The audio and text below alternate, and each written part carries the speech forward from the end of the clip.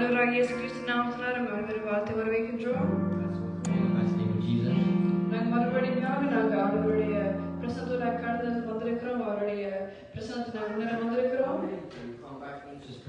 We're here to be in it, to be blessed. முதலாவதாக நம் வேதத்திலிருந்து நாம் ஒரு வசனத்தை வாசித்து நாங்கள் அதனை கடந்து செல்ல போகிறோம்.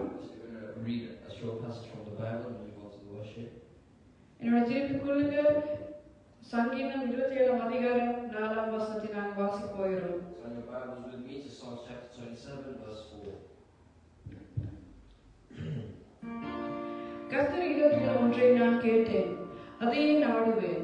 நான் கர்த்தருடைய மகிமை பார்க்கும்படியாகவும் அவருடைய ஆலயத்தில் ஆராய்ச்சி செய்யும்படியாகவும் நான் என் ஜீவன நாளெல்லாம் கர்த்தருடைய ஆலயத்தில் தங்கியிருப்பதையே நாடுவேன்.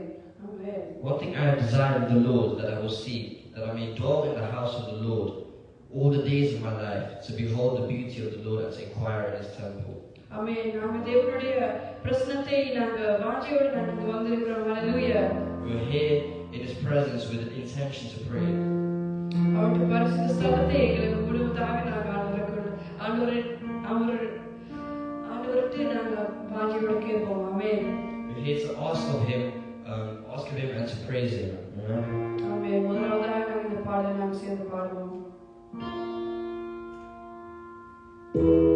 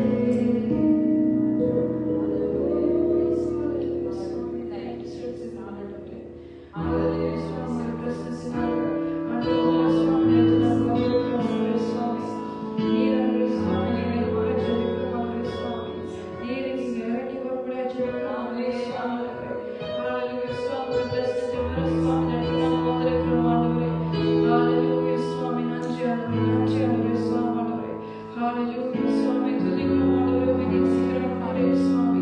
அன்புள்ள தேவனே சுவாமி, உம்மை நன்றி செலுத்துகிறோம் ஆண்டவரே. Hallelujah, சுவாமி, ஸ்தோத்திரம் ஸ்தோத்திரம் ஆண்டவரே. Hallelujah, சுவாமி, நன்றி ஆண்டவரே.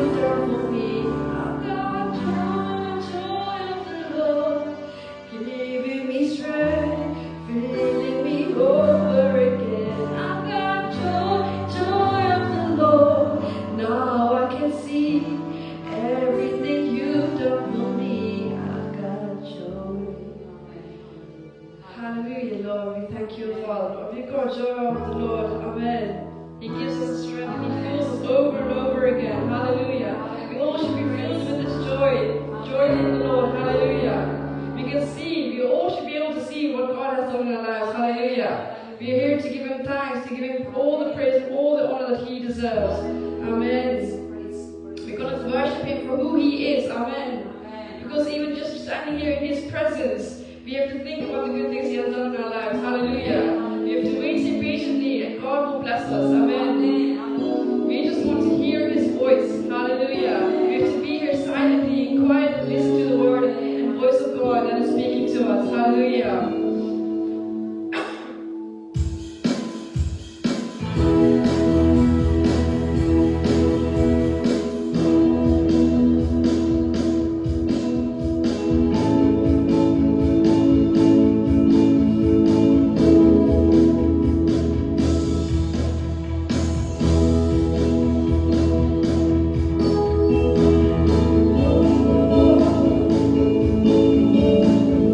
Standing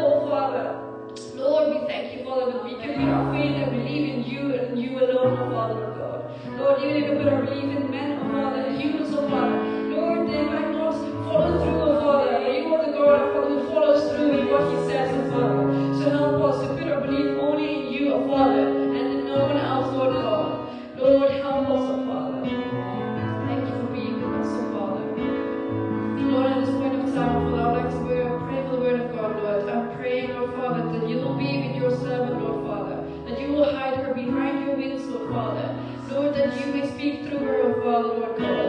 That you will speak to us what you want us to hear today, Lord Father. Lord, touch our hearts, oh Father. Mend our hearts, oh Father. Transform us, oh Father, Lord. Help us to be that better person, oh Father. Lord, heal our wounds with these words that you're going to speak with us, oh Father. Lord, help us to overcome whatever situation we're facing in our lives at this moment of time, oh Father. Lord, we ask you to be with the translator, oh Father, that you will bless him, Father. Help him to say the words according to your will, oh Father, Lord, that he will remember the words, oh Father. Lord, I ask you to bless your two servants, oh Father. In the name of Jesus I pray. Amen.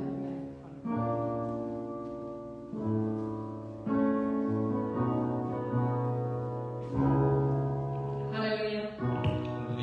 கர்த்தராகிய இயேசு கிறிஸ்துவின் நாமத்தில் உங்கள் அனைவரையும் வாழ்த்தி வரவேற்கிறோம். ஆம், இந்த நேரத்தில் நாங்கள் தேவனை பாடி துதித்து அவரை நாங்கள் மகிமைப்படுத்தினோம். We glorify the Lord and we glorify the Lord. ஆம், நாங்கள் எந்த தேவனை நாங்கள் ஆராதிக்கிறோம் என்று சொல்லி நாங்கள் அறிந்து ஆராதிக்கிறோம். ஹalleluya. We know what God we are praising Him and we praise Him. ஆமென். நாங்கள் பாடினது போல நான் எங்களுக்கு அவர் என்னார் என்று நாங்கள் அறிந்திருக்கிறோம். ஹalleluya. As we sang, I know who He is. ஆமென். ஹalleluya. ஹalleluya. நாங்கள் இந்த நாளில் பார்க்க போகிற காரியம் என்னவென்று சொன்னால், So what we're going to look at today, எப்படி நீங்கள் மற்றவர்களுக்கு ஆசீர்வாதமான ஒரு கருவியாக இருக்கலாம் என்று சொல்லி நாங்கள் பார்க்க போகிறோம். how can we be blessing to other people? A blessing machine. எப்படியாக நாங்கள் ஒரு ஆசீர்வதிக்கிற மற்றவர்களை ஆசீர்வதிக்கிற ஒரு கருவியாக இருக்கலாம் என்று நாங்கள் பார்க்க போகிறோம். So how can we be a blessing machine to the people around us? நீங்க சில பேரை யோசித்து பார்த்ததுண்டா, உங்கள் மூலியமாக உங்கள் பக்கத்திலே அயலவர்கள் இருக்கிறவர்களிலே ஒரு மாற்றத்தை நீங்கள் கொண்டு வர முடியும் என்று சொல்லி நீங்கள் விசுவாசிக்கிறீங்களா? நீங்கள் எப்பயாவது நீங்க யோசிச்சு இருக்கீங்களா, நீங்க மற்றவங்க வாழ்க்கையில வித்தியாசத்தை மாற்றங்களை கொண்டு வர முடியும் உங்களால் என்று சொல்லி? உங்களை எல்லாருக்குமே தெரியும், நீங்க டிவியில ஒரு ப்ரோக்ராம் ஒன்று உள்ளது, சீக்ரெட் மில்லியனர் என்று சொல்லி நாங்கள் அநேக பேர் அதை நாங்கள் பார்த்திருக்கிறோம். A lot of you may have watched the show called The Secret Millionaire. அங்கே கெவின் கிரீன் என்று சொல்லப்படுகிறவர் ஒரு மல்டி மில்லியனர். அப்போ அவர் என்ன செய்வார் என்று சொன்னால், அவர் மாறு வேடம் அணிந்து தெரியாத ஜனங்கள் மத்தியில போயிட்டு அவர்கள் தேவைகளை பார்த்து அவர்களுக்கு அங்க பொருளாதாரத்திலே உதவி செய்கிறவராக இருக்கிறதை நாங்கள் அந்த ப்ரோக்ராமில் நாங்கள் பார்க்கலாம். So it's about this man called Kevin Green, who was obviously a millionaire, but he wanted to help people and he searched for people. The show was about him looking for people that will benefit from this money. நாங்கள் பார்க்கிறோம், அவர் ஒரு இடத்துல அவர் அங்கே $1,00,000 அங்கே மனிதருக்கு கொடுத்து அங்கே வீடு இல்லாதவர்கள், வாலிபர்கள், மத போதைக்கு அடிமையானவர்கள், பழுது குறைஞ்ச பிள்ளைகள் மத்தியிலே வேலை செய்தவர்களுக்கு அங்கே கொடுத்ததை பார்க்கிறோம். He gave on average $100,000 to a range of different people. நாங்கள் பார்க்கிறோம், அந்த பணத்தை அவர் கொடுத்த உடனே அந்த ஜனங்கள் எல்லாம் சந்தோஷப்பட்டு அதை ரொம்ப அப்ரிஷியேட் பண்ணி அவர்கள் நிலையிலே அசைக்கப்பட்டு அவர்கள் ஆச்சரியத்திலே மூழ்கி போனார்கள். So the response of all these people was deeply moving. They were so grateful.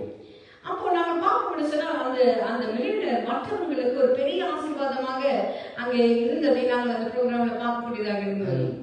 The millionaire was able to bless or help people around us. அந்த காரியம் நடந்தது நல்ல விஷயம்.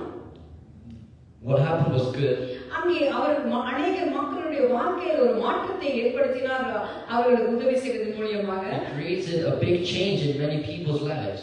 ஒரு ஆச்சரியமான ஒரு காரியம் என்னவென்று சொன்னால், அந்த மக்களின் மனதில அவர்கள் வாழ்க்கையில மாற்றங்களை ஏற்படுத்தியது மூலியமாக அந்த கெவின் கிரீன் என்று சொல்கிறவருடைய அவருடைய உள்ளத்திலே பெரிய மாற்றங்கள் ஏற்பட்டது. And so not only did the millionaire see change in lives of people around him, but he also saw positive change in his own life, on his own thinking. ஏனென்று சொன்னால் அவர்கள் மற்றவர்களுக்கு உதவி செய்து அவர்களுடைய சந்தோஷத்தை பார்க்கிற பொழுது அவருடைய வாழ்க்கை அது மாற்றப்பட்டதை நாம் பார்க்கிறோம். And so we see that his life was changed as a result of blessing others. ஏனென்றால் அவர் புதிய விதமான ஒரு சந்தோஷத்தை கண்டுபிடித்தார். அந்த கஷ்டத்துல இருக்கிற மனுஷன் மத்தியிலே அவர்களுக்கு உதவி செய்கிற பொழுது அவர்களுடைய சந்தோஷத்தை அவருடைய உங்கள் மகன் மனசை பார்க்கிற பொழுது அவருடைய இதயத்திலே அவருடைய வாழ்க்கையிலே மாற்றங்கள் ஏற்பட்டதாக அங்கே நாங்கள் பார்க்கிறோம். So he discovered a new method or new form of joy or happiness. நாங்கள் பார்க்கிறோம். அதுபோல அப்போஸ்தலர் 20ஆம் அதிகாரம் 35ஆம் வசனத்திலே நாங்கள் எடுத்துக்கொண்டால் அது இப்படியாக சொல்கிறது. So if we read Acts chapter 20 verse 35, பெற்றுக்கொள்வதை விட கொடுப்பது பெரிய ஆசீர்வாதம் என்று சொல்லி நாங்கள் பார்க்கிறோம். he said it's more blessed to give than to receive.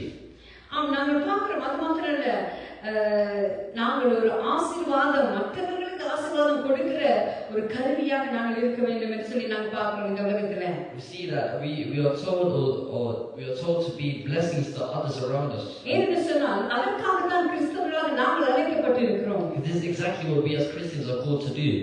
ஆம், நாங்கள் தனிப்பட்ட முறையில் நாங்கள் செய்யலாம், ஒரு ஆலயமாக சேர்ந்து அதை செய்யலாம். ஆனால் நாங்கள் உண்மையாகவே மற்றவர்களுக்கு ஒரு ஆசீர்வாதமான கருவியாக நாங்கள் இருக்க வேண்டும் என்று சொல்லி நாங்கள் பார்க்கிறோம். And so we truthfully have to be a blessing for a messenger, a message of God's blessings. நாங்கள் 115வது சங்கீதம் 12-18 நாங்கள் எடுத்துக்கொள்வோம். Let's take Psalms chapter 115 verse 12 to 18. நாங்கள் அங்கே பார்க்கும் என்று சொன்னால் தேவன் அவர்தான் அல்டிமேட் பிளெஸிங் மெஷினாக இருக்கிறதை பார்க்கிறோம் அந்த வசனத்துல. And so God is the ultimate blessing machine. அங்கே 115-18 வரைக்கும் நாங்கள் வாசித்தால் கர்த்தர் நம்மை இணைத்திருக்கிறார், அவர் ஆசீர்வதிப்பார், இஸ்ரவேல் குடும்பத்தாரை ஆசீர்வதிப்பார், அவர் ஆரோன் குடும்பத்தாரை ஆசீர்வதிப்பார், கர்த்தருக்கு பயப்படுகிற பெரியோரையும் சிறியோரையும் ஆசீர்வதிப்பார், கர்த்தர் உங்களையும் உங்கள் பிள்ளைகளையும் வார்த்திக்க பண்ணுவார், வானத்தையும் பூமியையும் படைத்த கர்த்தராலே நீங்கள் ஆசீர்வதிக்கப்பட்டவர்கள், வானங்கள் கர்த்தருடையவைகள், பூமியோ மனுபுத்திற்கு கொடுத்தார், மருத்துவர்களும் மௌனத்தில் இறங்குகிற அனைவரும் கர்த்தரை துதியார்கள், நாமோ இது முதல் என்றென்றைக்கும் கர்த்தரை ஸ்தோத்திரிப்போம். ஹல்லேலூயா. The Lord has been mindful of us. He will bless us. He will bless the house of Israel. He will bless the house of Aaron. He will bless those who fear the Lord, both small and great. May the Lord give you increase more and more, you and your children. May you be blessed by the Lord who made heaven and earth. The heaven, even the heavens are the Lord's, but the earth he has given to the children of men. The dead do not praise the Lord, nor any who go down into silence. But we will bless the Lord from this time forth and forevermore. Praise the Lord. தேவன் அவர் எங்களை மாதிரியல்ல, அவர் பெரிய விதத்திலே அங்கே ஆசீர்வாதமான அங்கே ஒரு கருவியாக அவர் இருக்கிறதை நாங்கள் பார்க்கிறோம் இந்த வசனத்தினூடாக. God is not like us. God is always has the intention of blessing others. நாங்கள் பார்க்கிறோம் இந்த வசனத்தை நாங்கள் 13 15 நாங்கள் பார்ப்போம் என்று சொன்னால் அதிலே 5 தடவை அவர் என்ன சொல்லுகிறார், ஆசீர்வதிப்பார் ஆசீர்வதிப்பார் நாங்கள் சொல்லப்படுகிறதை நாங்கள் பார்க்கிறோம். We see from verses 13 to 15 he mentions the word bless 5 times. இந்த உலகத்திலே அந்த மல்டி மில்லியனர் மாதிரியாக அதை விட எத்தனையோ மடங்கு பெரியவர் தேவன் வானத்தையும் பூமியையும் சிருஷ்டித்தவராய் இருக்கிறார். We see there's not only a millionaire who is blessing people, but there's also our God who is blessing millions of people. என்று சொன்னா நாங்கள் பார்க்கிறோம் 16ஆம் வசனத்திலே என்ன சொல்லப்படுது, வானங்கள் கர்த்தருடையவைகள், பூமியோ மனுபுத்திற்கு கொடுத்திருக்கிறார் என்று சொல்லி அங்கே நாங்கள் வாசிக்கிறோம். 16th verse says the heaven, even the heavens are the Lord's, but the earth he has given to the children of men. ஏனென்றா பாருங்க, அவர் எவ்வளவு பெரிய மனதுடையவர், அந்த உலகத்தை இந்த மனுஷனாக எங்களுக்கு அவர் அங்க கொடுத்திருக்கிறதை நாங்கள் பார்க்கிறோம், இந்த உலகத்தையே கொடுத்திருக்கிறார். So we see that he has given them the whole world. He's given us, the children of men, the whole earth. ஏனென்றால் அவருக்கு மனிதரை ஆசீர்வதிப்பதே அவர் பிரியமான காரியமாக இருக்கிறது. 18ஆம் வசனத்தில் நாங்கள் பார்க்கிறோம். So it is what he likes to bless humans, bless us. ஏனென்று சொன்னால் அங்கே அவருக்கு நாங்கள் மகிமை செலுத்துகிறோம், அவரை துதிக்கிறோம், நாங்கள் பாடுகிறோம். ஏன்? அவர் எங்களை ஆசீர்வதித்து இருக்கிறார், அதனாலே அவருக்கு நாங்கள் நன்றி செலுத்துகிறவராய் இருக்கிறோம். So we are here to glorify. Our purpose is to glorify and bless the Lord. நாங்கள் பிலிப்பியர் 2ஆம் அதிகாரம் 12-13 நாங்கள் திருப்பிக் கொள்வோம். Let's read Philippians chapter 2 verse 12-13. பிலிப்பியர் 2ஆம் அதிகாரம் 12-30 வரைக்கும் நாங்கள் எல்லாத்தையும் நாங்கள் வாசிக்கவில்லை, சில காரியங்களை வாசித்து நாங்கள் கடந்து செல்வோம். Or read through Philippians chapter 12-13 in summary. ஆதலால் எனக்கு பிரியமானவர்களே, நீங்கள் எப்பொழுதும் கீழ்ப்படுகிறபடியே நான் உங்களுக்கு சமீபமா இருக்கிற பொழுது மாத்திரமல்ல, நான் தூரமா இருக்கிற இப்பொழுதும் அதிக பயத்தோடும் நடுக்கத்தோடும் உங்கள் ரட்சிப்பு நிறைவேற பிரயாசப்படுங்கள் என்று சொல்லி அங்கே அப்போஸ்தலர் அங்கே பிலிப்பிய சபைக்கு எழுதின இந்த காரியத்தை நாங்கள் பார்க்கிறோம். But at that time you were without Christ, being aliens from the commonwealth of Israel, and strangers from the covenants of promise, having no hope and without God in the world. But now in Christ Jesus, you who once were far off have been brought near by the blood of Christ. அங்கே அவர் விசேஷமாக 15ஆம் வசனத்தில் இப்படியாக சொல்கிறார். It says in the 15th verse especially, நீங்கள் ஒரு ஆசீர்வாதமான ஒரு கருவியாக இருக்க நீங்கள் ஆசைப்பட்டாலும், ஆனால் அது எவ்வளவு கடினமானது என்று சொல்லி நாங்கள் பார்க்க போகிறோம். having abolished in his flesh the enmity, that is the law of commandments contained in ordinances. நாங்கள் 15ஆம் வசனத்தில் நாங்கள் பார்க்கிறோம், ஆசீர்வாதமான கருவியாக நீங்க இருந்தாலும் கூட, You see in the 15th verse that even if you are a blessing machine, உங்களுக்கு அதை செய்வதற்கு முடியாத காரியம் ஏன் என்று சொல்லி நாங்கள் இந்த வசனத்தில் you can பார்க்கிறோம். read why this is not possible. அங்கே 15ஆம் வசனம் சொல்கிறது, கோணலும் மாறுபாடுமான சந்ததியின் நடுவிலே குற்றமற்றவர்களும் கபடற்றவர்களும் தேவனுடைய மாசற்ற பிள்ளைகளாய் இருக்கும்படி என்று சொல்லி அங்கே சொல்லப்படுவதை பார்க்கிறோம். It says, having abolished in his flesh the enmity, that is the law of commandments contained in ordinances, so as to create in himself one new man from the two, thus making peace. You are reading the 15th, right? Philippians 2:15. Yeah. Read it again.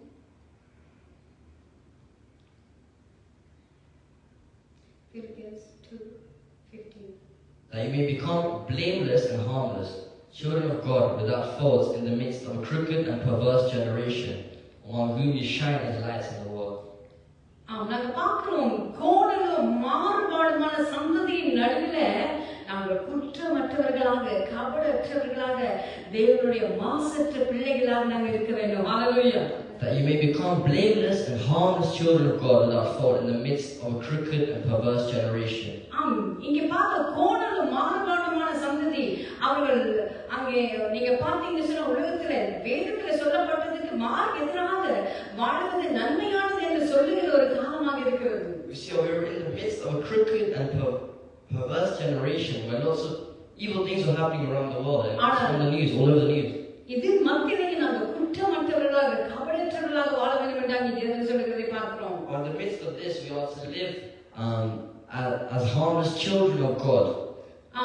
ஏன்னு சொன்னா இங்க தமிழில் சொல்லப்படுது குற்றமற்றவர்களாக. என்று சொன்னா நீங்கள் பிள்ளைகள் மற்றவர்களோடு சேர்ந்து இல்ல, அந்த உலகத்துல இருக்கிறவங்க செய்யற மாதிரியே நாங்களும் go with the flow, அந்த வாட்டர்ல செத்த மீன் போல அடிபட்டு கொண்டு நாங்கள் தெரியக்கூடாது.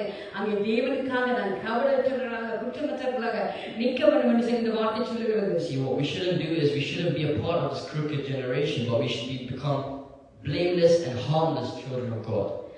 நாங்கள் பார்க்கிறோம் 13ஆம் வசனத்திலே சொல்லுகிறது, ஏனெனில் தேவனே தம்முடைய தயவுள்ள சித்தத்தின்படி விருப்பத்தையும் செய்கையும் உங்களில் உண்டாக்குகிறவராய் இருக்கிறார். ஹல்லேலூயா. For it is God who works in you both to will and to do for his good pleasure. நாங்க பார்க்கிறோம், நீங்க ஏன் அழைக்கப்பட்டிருக்க அந்த பரலோகத்தின் தந்தையை போல அவர் உங்களை ஆசீர்வதிக்க மனதா இருக்கிறது போல நீங்கள் மற்றவர்களை ஆசீர்வதிப்பதற்காக அழைக்கப்பட்டிருக்கிறீர்கள். And so just like he has blessed you, you have been called to bless others. நாங்க பார்க்கிறோம், நீங்க எதற்கு உங்கள் மேல விழுந்த கடமை அல்ல, நீங்கள் தேவனுக்காக அவருடைய சுவிசேஷத்தை சொல்வதற்காக அவர் உங்களை அழைத்திருக்கிறார்.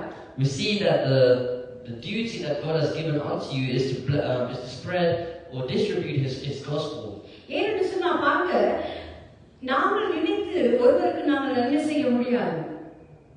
We can't do a miracle or a favor for someone just because we think of doing it. ஆண்டவர் தான் அந்த ஆசை, அந்த நினைவு எனக்கு 14 வசனத்துல அதான் சொல்றது, ஏன் தேவனே தம்முடைய தயவுள்ள சித்தத்தின்படி விருப்பத்தை செய்கையும் அவர் எங்களிலே உண்டாக்குகிறவராய் இருக்கிறார். For it is God who works in you both to will and to do for his good pleasure. அப்படி அவர் அந்த நன்மையான காரியங்கள் செய்வது எங்களால கூடாத காரியம். ஆனால் அவர் அந்த நன்மையை எங்களிடத்திலே அவர் என்ன செய்கிறார், செய்வதற்கு அவர் உண்டாக்குகிறவராக இருக்கிறார். And so to do good, it is both in his will and ours, but he has to work in us for it to happen. நாங்கள் மற்றவர்களுக்கு நன்மை செய்ய வேண்டும் என்று தான் நினைக்கிறோம், ஆனால் சில நேரத்தில் அது எங்களால் கூடாமல் இருக்கிறது. We wish to do good for other people, but sometimes it can hurt us. ஏன்னு சொன்னா அவர் அவருடைய பலத்தினாலே அவருடைய அன்பை நாங்கள் நினைக்கிற பொழுதுதான் நாங்கள் அதை மற்றவர்களுக்கு நாங்கள் செய்ய முடியும். But we can only do these things through His strength and through His will in us. நம்ம பார்க்கிறோம் அப்போஸ்தலர் பவுல் அங்கே அவர் எழுதுகிறார் அவர் எப்படி நீங்கள் ஒரு ஆசீர்வாதம் மற்றவர்களுக்கு ஒரு ஆசீர்வாதமான கருவியாக இருக்க முடியும் என்று சொல்லி அங்கே அவர் விளக்கப்படுத்துகிறதை பார்க்கிறோம். We see Apostle Paul knows the joy of being a blessing machine. நாங்கள் 14ஆம் வசனத்தில் பார்க்கிறோம், நான் வீணாக ஓடினதும் வீணாக பிரயாசப்பட்டதும் இல்லை என்று மகிழ்ச்சி கிறிஸ்துவின் நாளில் எனக்கு உண்டாயிருப்பதற்கு ஜீவ வசனத்தை பிடித்துக்கொண்டு உலகத்திலே சுடரை போல பிரகாசிக்கிற நீங்கள் என்று சொல்லி அங்கே 14ஆம் வசனத்தை சொல்லப்படுகிறோம்.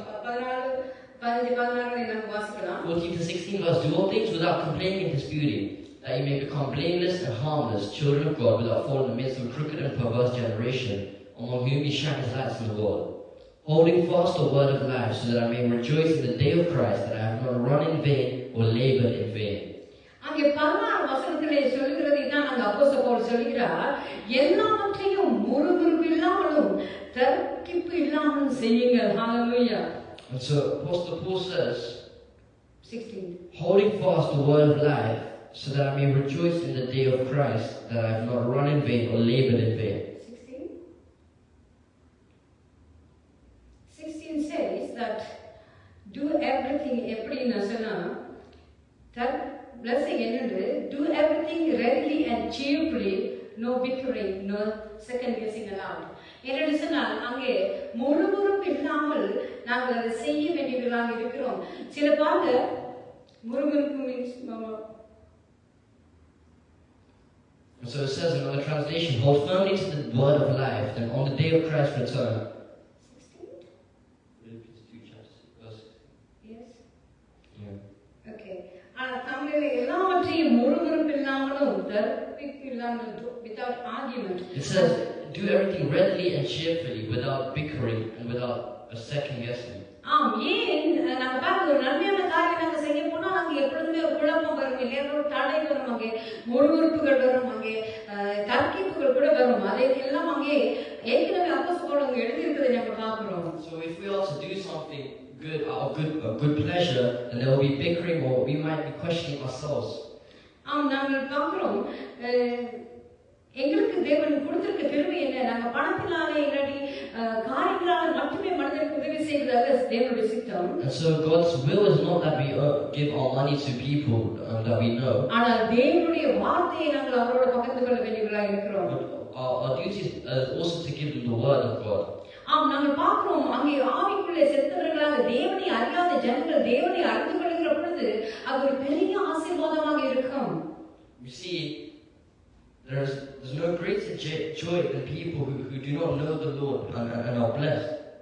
நாங்கள் பார்க்கிறோம் அங்கே அவர் 17 நாங்கள் வாசிக்கிற பொழுது, We read verse 18.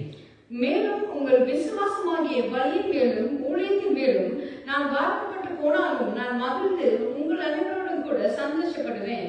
இது நிமித்தம் நீங்களும் மகிழ்ந்து என்னோட கூட சந்தோஷப்படுங்கள் என்று அவர் சொல்றது பார்க்கிறோம். But I will rejoice even if I lose my life, pouring it out like a liquid offering to God, just like your faithful service is an offering to God, and I want all of you to share that joy.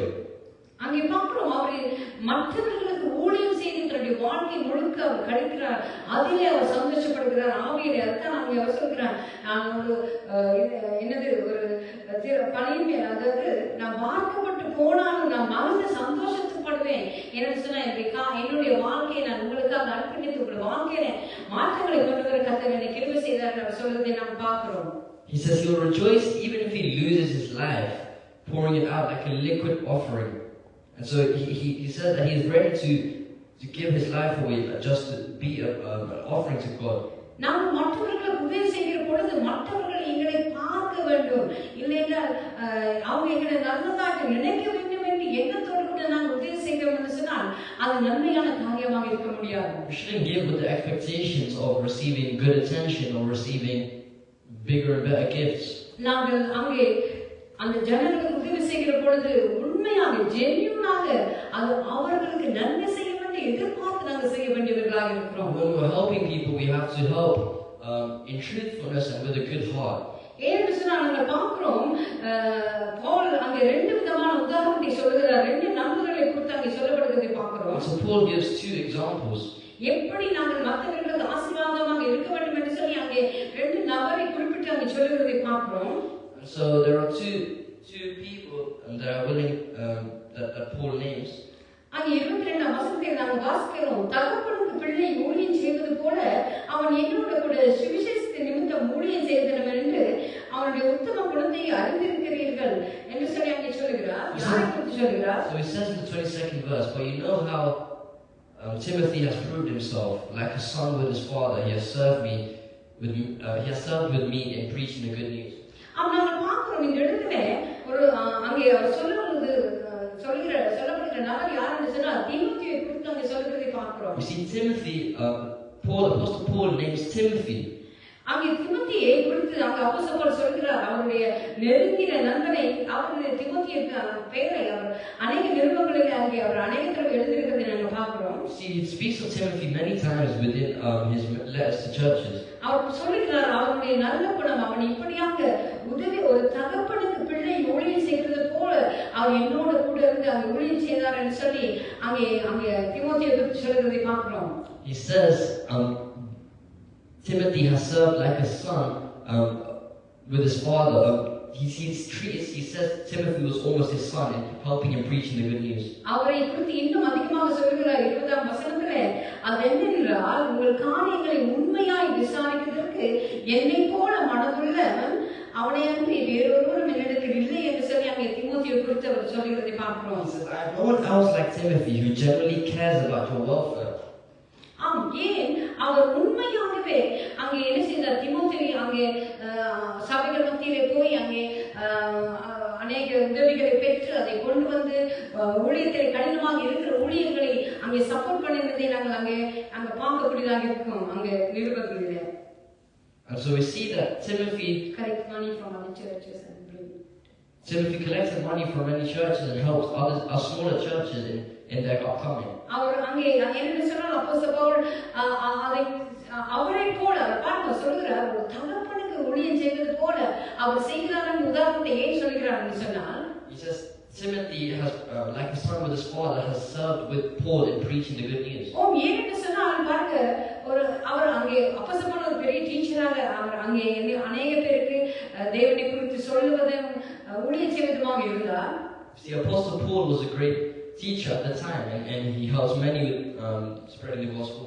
ஆனா பாருங்க இந்த காலத்துலயும் அப்படிதான் நிறைய teachers இருப்பாங்க, சும்மா வசனத்தை எடுத்து சொல்லி இது அப்படி செய்யலாம் இப்படி செய்யலாம் அப்படி செய்யலாம் நிறைய டீச்சர்ஸ் இருப்பாங்க.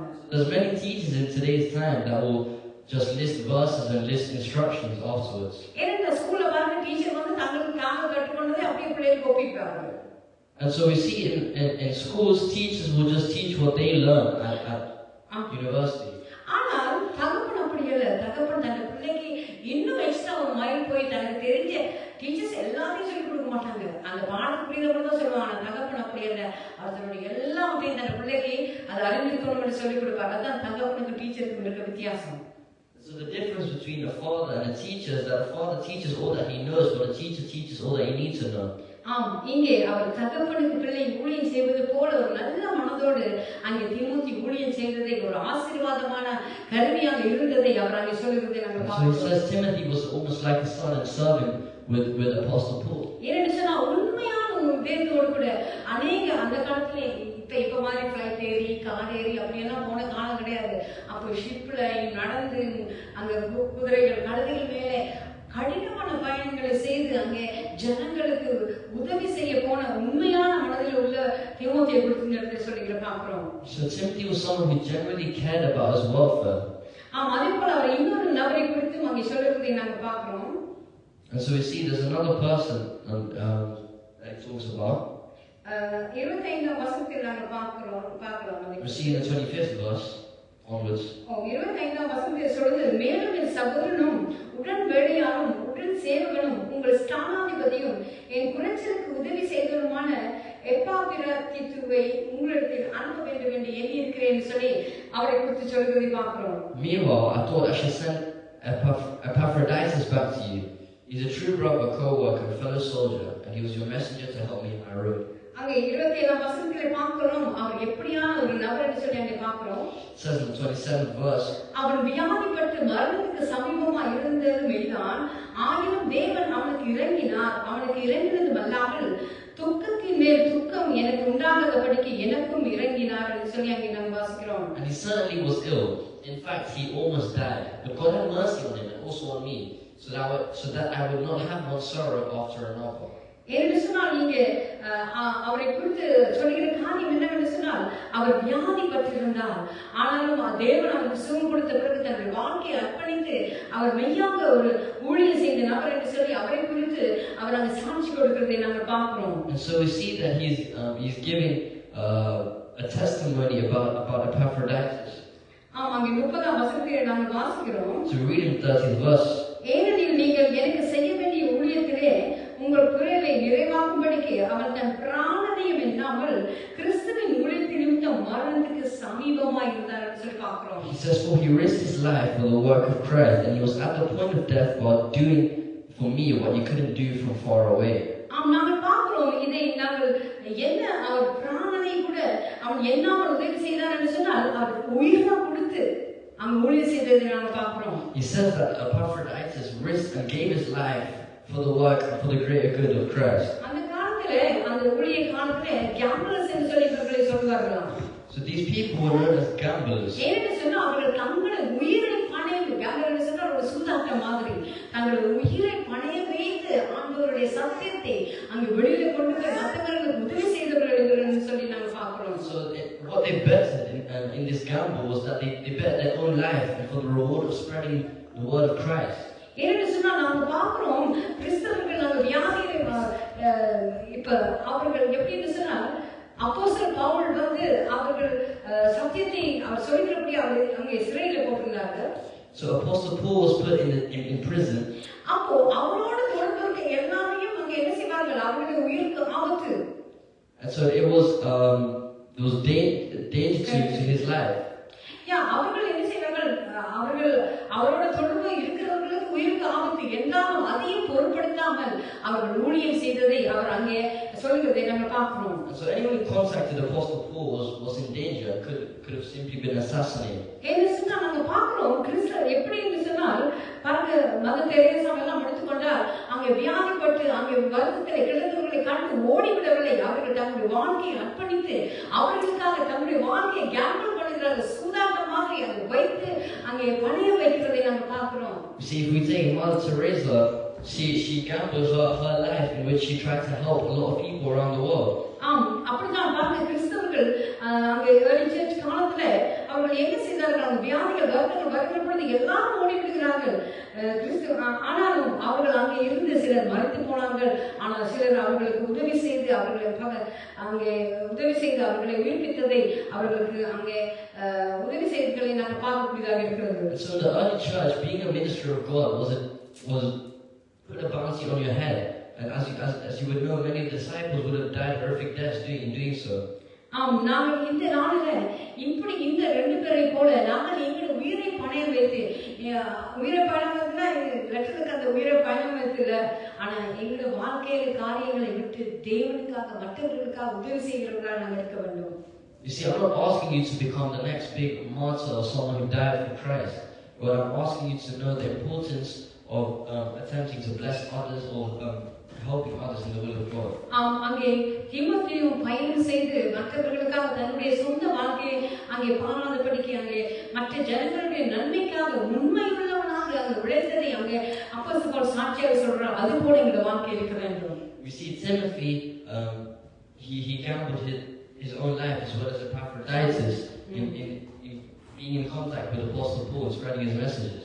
இந்த நாளிலே நாங்கள் தேவனிடத்திலே நாங்கள் செய்யக்கூடிய காரியம் என்ன, எந்த காரியத்தை குறித்து கம்ப்ளைண்ட் பண்ணிக்கொண்டே நாங்கள் இருக்கிறோம். உங்களோட வாழ்க்கையை நாங்கள் திரும்பி பார்த்தா. And so we have to ask God without complaining and arguing of all the problems we're going through. என்ன சொன்னால் நாங்கள் தேவனுடைய வார்த்தையை பிடித்துக்கொண்டு அங்கே முறுமுறுப்புகளை நாங்கள் கலைந்து விட்டு அங்கே வாக்குவாதங்களை நாங்கள் நிப்பாட்டி விட்டு தேவனுடைய வார்த்தையை கொண்டு மற்றவர்களுக்கு உதவி செய்ய வேண்டியவர்களாக வேண்டியவர்களாக நாங்கள் இருக்கிறோம். We have to hold on to God's word and ask Him to help us to do everything without complaining, without arguing, or without second guessing or doubting ourselves. நாங்கள் எரேமியாவை திருப்பிக் கொள்வோம். எரேமியா 2ஆம் அதிகாரம் 32 வாசிப்போம். Turn our Bibles to Jeremiah chapter 2. நாங்கள் வாசித்து சீக்கிரமாக நாங்கள் முடித்துக் கொள்ளப் போகிறோம். எரேமியா 2ஆம் அதிகாரம் Jeremiah chapter 2, verse 31.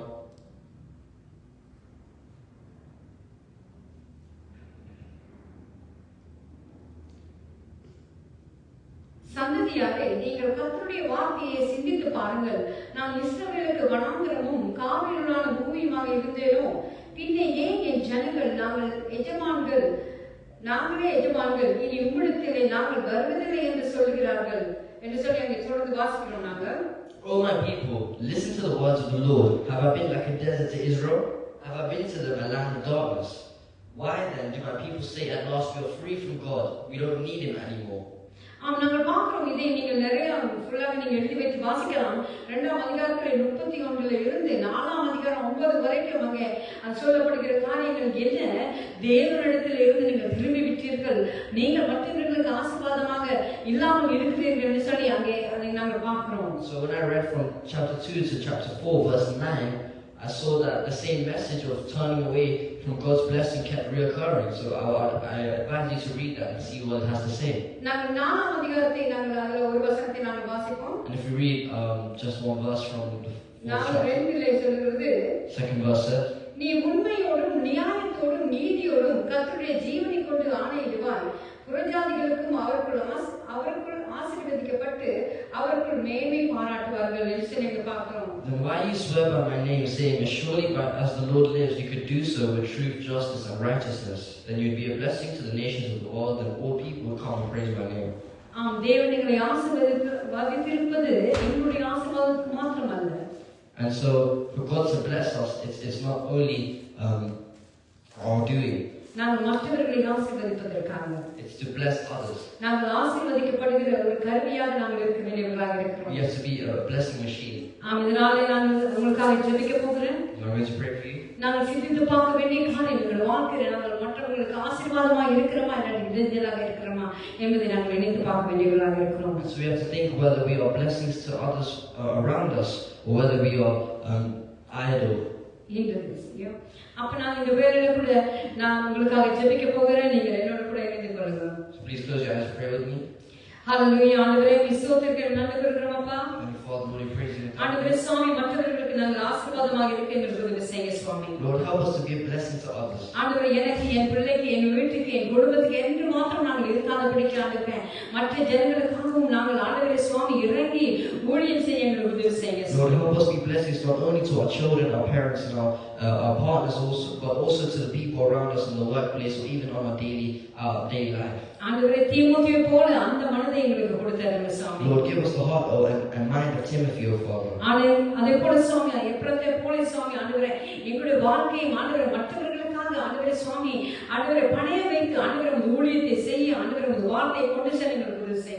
Give us the courage of Epaphroditus, O Father, and the heart to give our lives for Christ and give our lives in order to bless and show others the word. நீதாம் இந்த நாளில் பார்த்து கொண்டிருக்கிற ஒவ்வொரு பிள்ளைகளுக்காக கூட ஜெபிக்கிறோம். Lord, we pray for all those who are watching.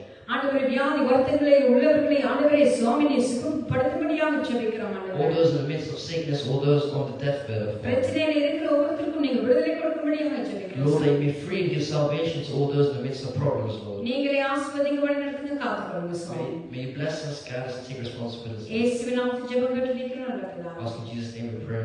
Amen. ஆமென். நாங்கள் சேர்ந்து சொல்லுவோம். என் ஆத்துமாவே கர்த்தரை ஸ்தோத்திரி, என் முழுமே பரிசுத்த நாமத்தை ஸ்தோத்திரி. என் ஆத்துமாவே கர்த்தரையே ஸ்தோத்திரி, அவர் செய்த சகல உபகாரங்களை நினைத்து மறவாதே. ஆமென். கர்த்தராகிய இயேசு கிறிஸ்துவின் கிருபையும் பிதாவாகிய தேவனுடைய அன்பும் பரிசுத்த ஆவியானவருடைய ஐக்கியமும் நம் அனைவரோடு கூட இன்றைக்கு கிடைத்திருப்பதாக. கர்த்தர் தாமே உங்களை ஆசீர்வதிப்பாராக. God bless you all. நாங்கள் மறுபடியும் உங்களை அடுத்த கிழமை சந்திக்கும் வரை அவருடைய நன்மையும் கிருபையும் உங்களை தொடரட்டும். Yes, give us a nice follow to the next week. Amen.